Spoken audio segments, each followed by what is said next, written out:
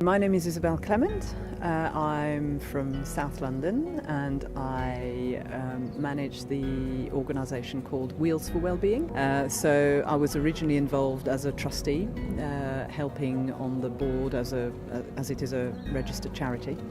And then I've become more and more involved actually in the running of the organisation. I left the board when the manager left. I applied for the job and got it, and it's the best job in the world.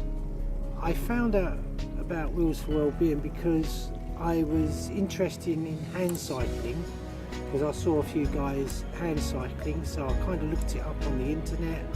I got quite excited and I said to my wife, look, this is something I can do. And she said, well, let's look into it.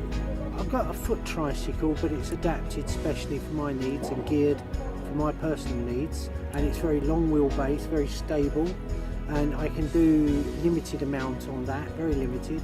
But I also have my own hand cycle, which is adapted just for myself, so that's the one I mainly use. I found that it's quite social here as well, so when I'm not well enough, I just come along, sit around, have a cup of tea, shoot a breeze, and see the lads, and it's great. Love it.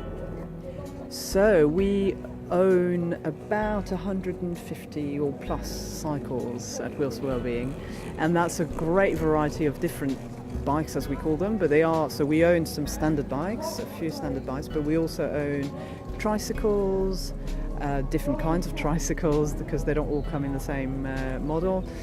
Pretty impossible to quote every single one of them, but there's a real vast variety of different bikes. Once you know that anybody can cycle, literally anybody can come to our sessions and enjoy, regardless of their impairments, regardless of how their body functions.